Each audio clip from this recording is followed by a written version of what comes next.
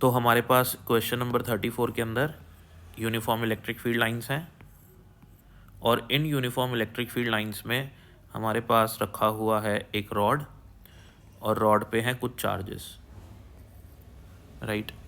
तो एक plus Q charge है, एक माइनस क्यू चार्ज है और यहाँ जो एंगल बन रहा है ये एंगल है थीटा। इलेक्ट्रिक फील्ड की वैल्यू है ई। आपको बोल रहा है कि एंगुलर एक्सेलरेशन यानी कि अल्फ़ा इस इंस्टेंट पे क्या होगा। देखो यहाँ पे हम अगर बात करें तो इन दोनों चार्जेस का मास भी गिवन है हमको, दोनों चार्जेस का मास है और ये जो रॉड है ये लाइट रॉड है और इस रॉड की लेंथ है एल, ये पूरी लेंथ है इसकी एल। रॉड का मास हमको कंसिडर नहीं करना है। तो होगा क्या, होगा ये कि ये जो रॉड है ना ये घूमने लगेगी। क्यों? क्योंकि ये पॉजिटिव चार्ज है, इधर फोर्स लगेगा क्यू ई इस पे और ये नेगेटिव चार्ज है, इलेक्ट्रिक फील्ड के अपोजिट डायरेक्शन में फोर्स लगेगा माइनस क्यू ई। तो ये दोनों फोर्सेस क्या करेंगे, इसको ऐसे एंटी क्लॉकवाइज क्लॉकवाइज डायरेक्शन में घुमाएंगे। ठीक है, तो क्लॉकवाइज डायरेक्शन में घुमाएंगे तो ये अपने सेंटर ऑफ मास के अबाउट घूमेगा ऐसे। ठीक है, तो टॉर्क कितना लगता है, टॉर्क होता है हमारा आई अल्फा के बराबर। ठीक है, और ये दोनों चार्जेस इक्वल और अपोजिट हैं तो ये बिहेव करेंगे एक डायपोल के जैसे जिनके बीच की डिस्टेंस है एल। तो डायपोल के लिए टॉर्क क्या होता है, डायपोल के लिए टॉर्क होता है पी ई साइन थीटा। तो हम इन दोनों टॉर्क को बराबर कर देते हैं तो होगा पी ई साइन थीटा बराबर आई अल्फा। ओके, अब मेरे को इसको फर्दर सॉल्व करना पड़ेगा। पी की जगह क्या लिख सकता हूँ मैं, पी मतलब डायपोल मोमेंट। डायपोल मोमेंट का फॉर्मूला होता है क्यू इंटू टू ए।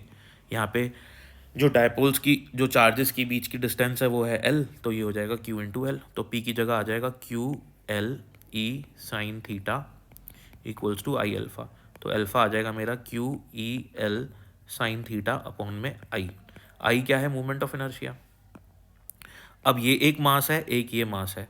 मैं आपको बताता हूँ, अगर एक मास एम, ठीक है, ऐसे घूमता है इस एक्सिस के अबाउट, इस एक्सिस के अबाउट ऐसे घूमता है तो उसका मोमेंट ऑफ इनर्शिया क्या होता है, एम आर स्क्वायर।